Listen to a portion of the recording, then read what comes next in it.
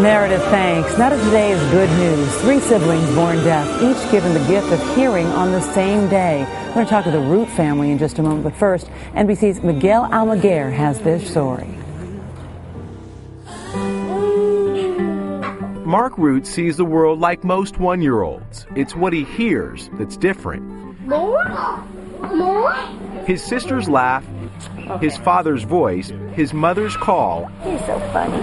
have always been silent. Born profoundly deaf, Mark's experience is one he shares with his sisters. 8-year-old Grace and 6-year-old Evelyn were also born deaf. It's a challenge to have a deaf child because, for obvious reasons they can't hear you. For Jennifer and Ryan Root, it's the absence of small moments most parents take for granted. I've never really sang my kids to sleep. It's fun. But technology helps bridge the gap from silence to sound. The girls each have a cochlear implant, a bionic ear. Grace got hers when she was 3. Evelyn was 1. Why do you like your ear? Because it makes me hear. The cochlear implant uses external microphones to pick up sound, which is transmitted to an internal device and is recognized by the brain. For both of the girls, the implant means partial hearing, but nearly full integration into everyday life. Did you think At their public school, Evelyn has her own teaching aid. Grace's classmates use a microphone that amplifies sound. Measured progress for both girls, especially for Grace, who remembers the first word she ever heard, spoken by her mom. She said Grace. She said your name? Yeah. Is that pretty cool? Yeah. But Ryan and Jennifer now see the possibility for an even more independent life. we want to give our kids every advantage that we possibly can, like all parents do.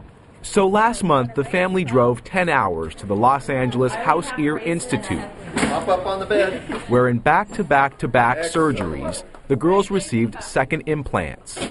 And Mark underwent a bilateral procedure for 2 cochlear devices.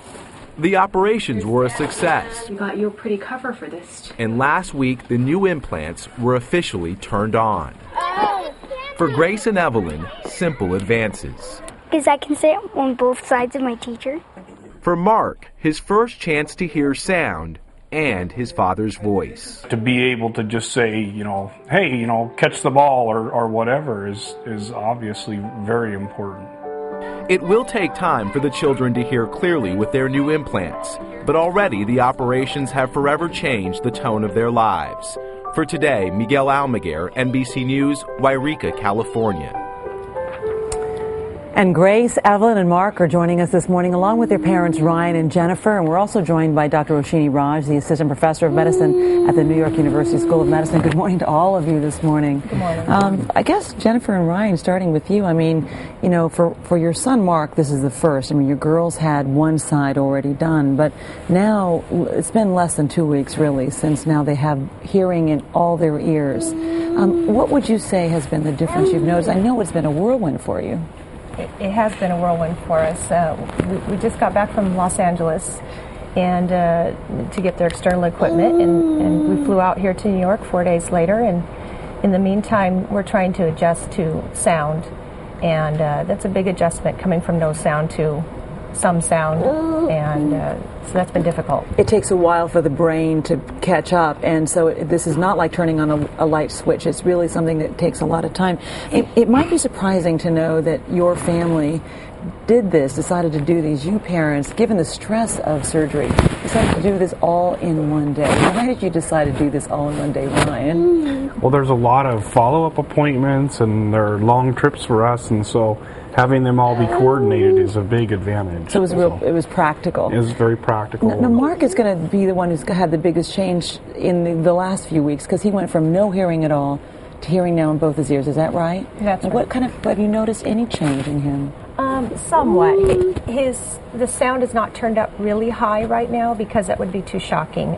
So it's not quite up to the level of speech and all the regular noise that we hear. But he is just getting the sensation of noise and the sensation of hearing. His brain is getting used to it. Yeah. And Grace, I'm wondering, I know you like playing with your little brother, but not to interrupt that, but having the hearing in both ears, how is it different?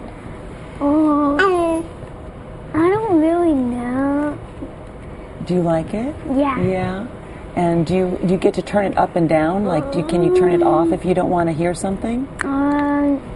Well, I have this coil, A coil behind your head. and if I take it off, I can't hear anything.